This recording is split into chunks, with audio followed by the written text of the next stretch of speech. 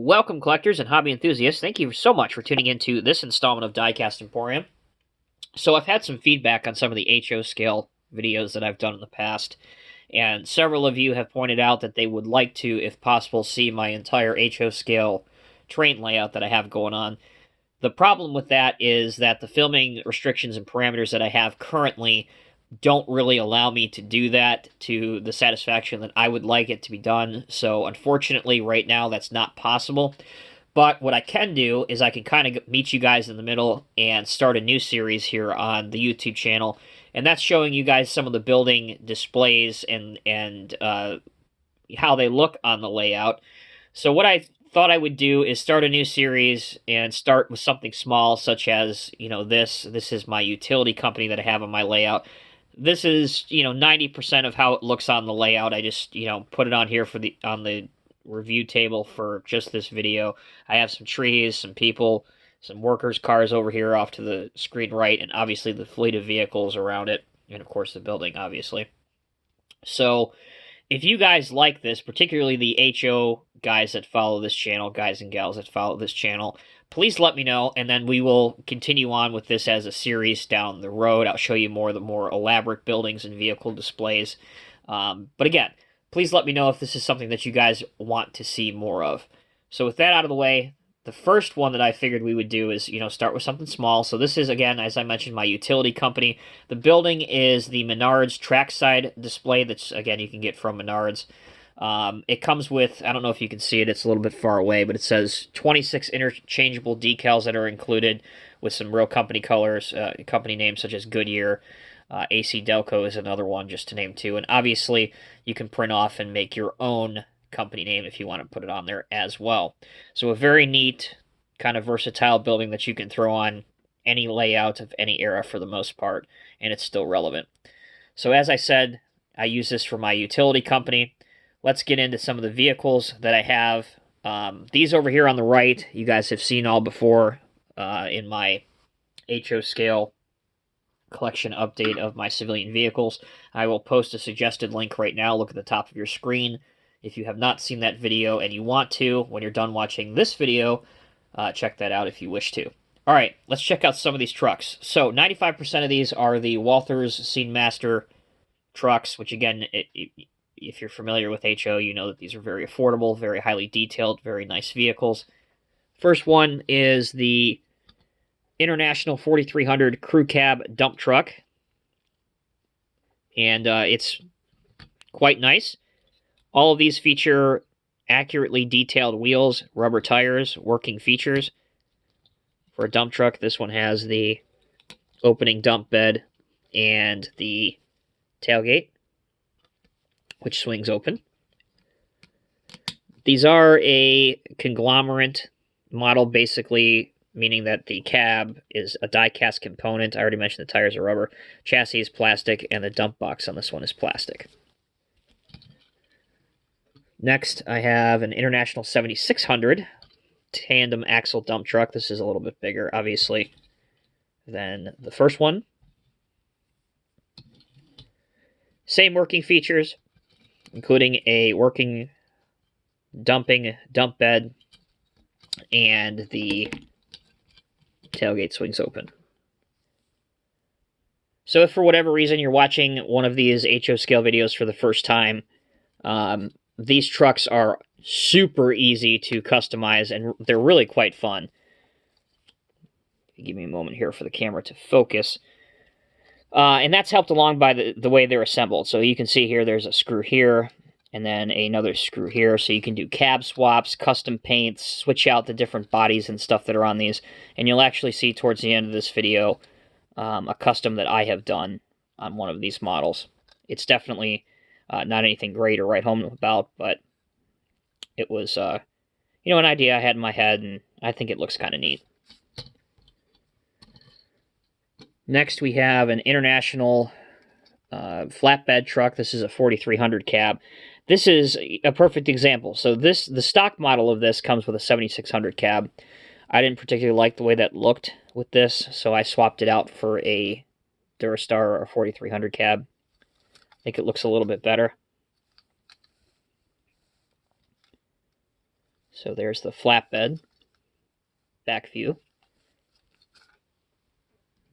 Next up, we have the International 4300 utility truck with drill. So these trucks are awesome. You want to talk about a bunch of functionality and display options, these trucks have it.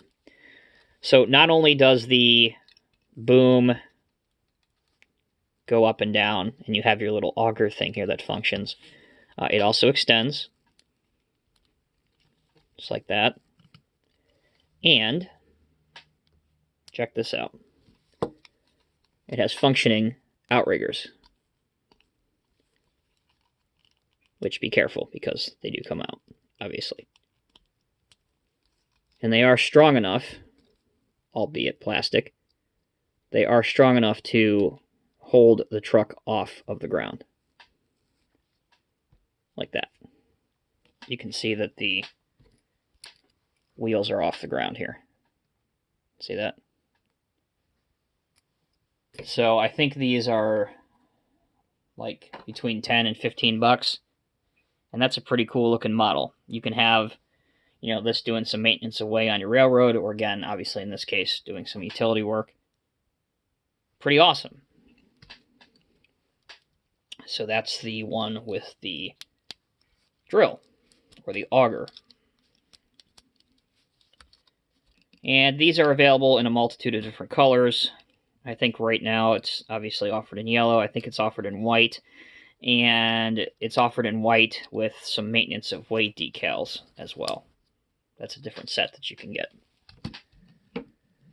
Next is the International 7600 utility truck with bucket. So this is also a 2-axle rear portion, where that's, you know, the single axle one.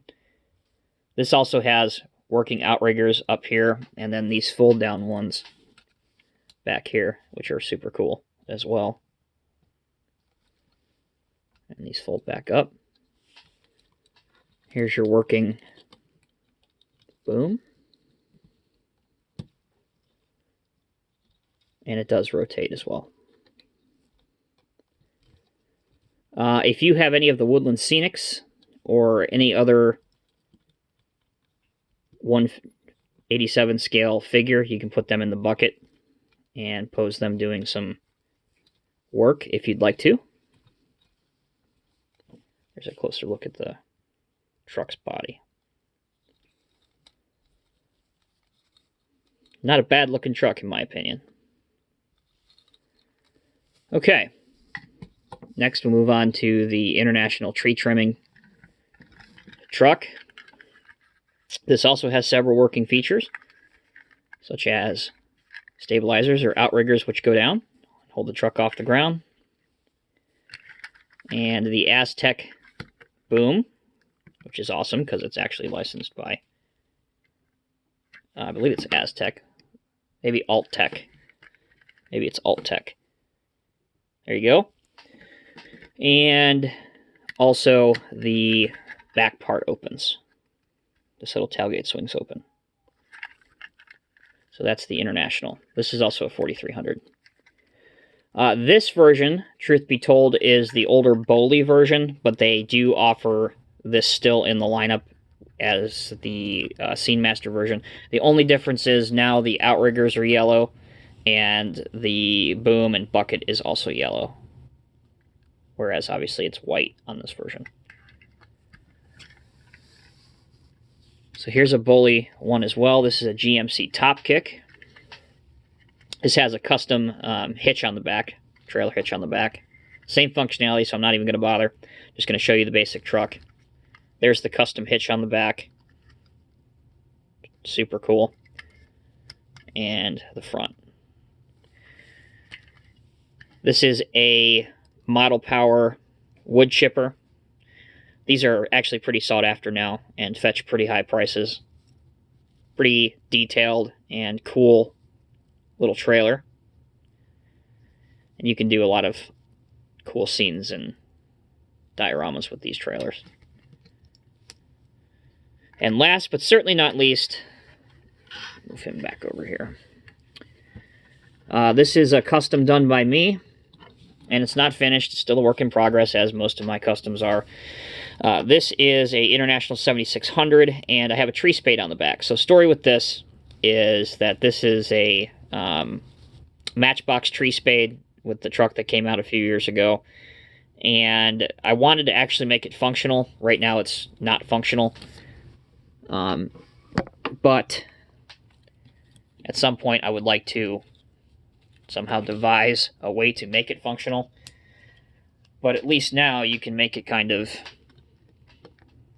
you know, hold a tree. Well, hold a tree. This is a little bit bigger of a tree than I typically use, but I just wanted to show you.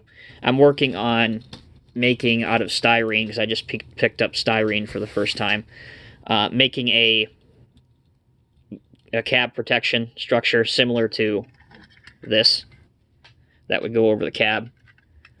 So it's a work in progress. So there you have it, collectors. That is my collection of utility trucks in 187 scale and my utility building in 187 scale. Let me know down in the comment section below if this is a series that you guys would like to continue. Again, I have plenty of buildings to show you, different elaborate displays to show you, whether it be warehouses, fire departments, construction yards. The list goes on and on and on.